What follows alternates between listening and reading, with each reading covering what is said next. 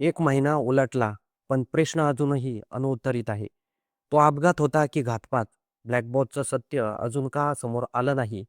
आणि जर DGCIच्या अहवालात क्रिमिनल निगोलॉजीचा उल्लेख असेल, तर मग गुन्हा अजून दाखल का झाला नाही? या सगळ्या प्रश्नांनी आज बारामतीचं वातावरण अक्षरशः पेटलेलं पाहायला मिळालं. गेल्या महिन्यात 28 जानेवारी रोजी बारामतीजवळ झालेल्या विमान अपघातात राज्याचे दिवंगत उपमुख्यमंत्री अजितदादांचा दुर्दैवी मृत्यू झाला. त्यांच्यासोबत आणखी 4 जणांचाही जीव गमावला गेला. त्या दिवसापासून बारामतीचं नव्हे तर संपूर्ण महाराष्ट्र शोककौल आहे. पवार कुटुंबियाचं दुःखद चेहरा, कार्यकर्त्यांच्या डोळ्यातील अश्रू हे दृश्य अजूनही लोकांच्या मनातून गेलेलं नाही. तर जसा जसा काळ पुढे सरकतो आहे, तसं-तसं या अपघाताबाबत अनेक शंका उपस्थित होत आहे. आज बारामतीत हजारो नागरिक, समर्थक, कार्यकर्ते एकवटले होते. ठिकाण होतं बारामती पोलीस ठाणे. मागणी एकच, अजितदादांच्या अपघाताची सखोल आणि निष्पक्ष चौकशी झालीच पाहिजे. संबंधित कंपनीवर तात्काळ गुन्हा दाखल झाला पाहिजे. घटनेची माहिती मिळताच आमदार रोहित पवार, युगेंद्र पवार तसंच राजेंद्र पवार हे स्वतः बारामती पोलीस ठाण्यात दाखल झाले. त्यांनी उपस्थित नागरिकांशी संवाद साधला. पण तो संवाद भावनिक होता. संतापाने भरलेला होता. अमर रहे, अजितदादा अमर रहे. रोहित दादा आगे बढ़ो, हम तुम्हारे साथ है. गुन्हा दाखल झाल्याशिवाय हलणार नाही, अशा घोषणांनी पोलीस ठाण्याचा परिसर अक्षरशः दणाणून गेला. युगेंद्र पवार यांनी स्पष्ट शब्दात सांगितलं की VSR कंपनीवर गुन्हा दाखल झाला पाहिजे. ही आमची ठाम मागणी आहे.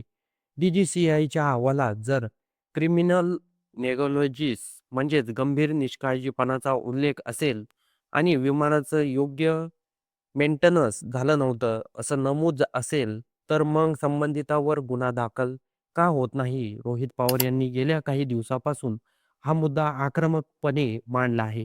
त्यांनी विमान कंपनीवर VSR आणि काही सत्ताधाऱ्यांमधील कथित संबंधावरही संशय व्यक्त केला.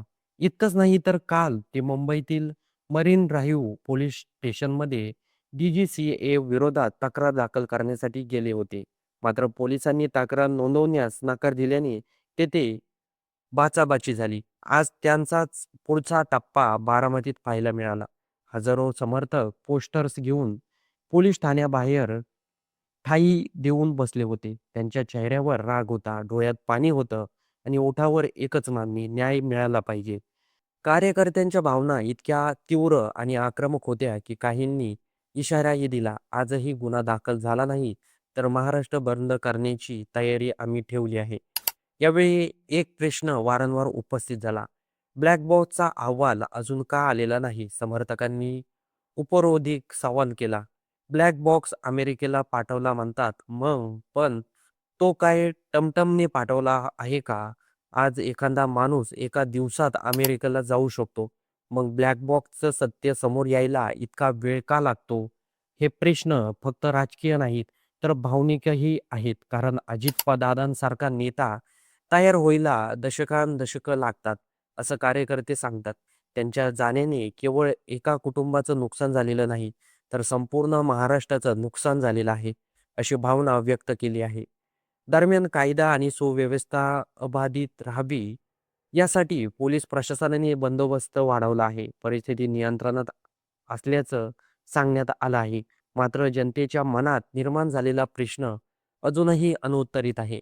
हा अपघात खरोखरच तांत्रिक बिघाडामुळे झाला, की त्यामागे काही वेगळे कारण आहे? DGCIचा अंतिम अहवाल काय सांगतो? VSR कंपनीवर कारवाई होणार का?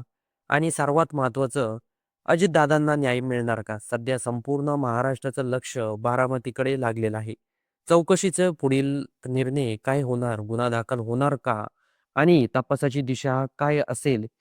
हे येणाऱ्या काही दिवसात स्पष्ट होईल. पण एक गोष्ट निश्चित आहे, बारामती आज शांत नाही. बारामती प्रश्न विचारत आहे आणि त्या प्रश्नांनी उत्तर मिळेपर्यंत हा आवाज थांबणार नाही. तर मंडळी, या संपूर्ण अजितदादा यांच्या अपघाताबद्दल आपलं काही मत असेल तर ते कमेंट बॉक्समध्ये नक्की नोंदवा आणि व्हिडिओ आवडला असेल तर सर्वात आधी चॅनलला सबस्क्राईब देखील करून जा.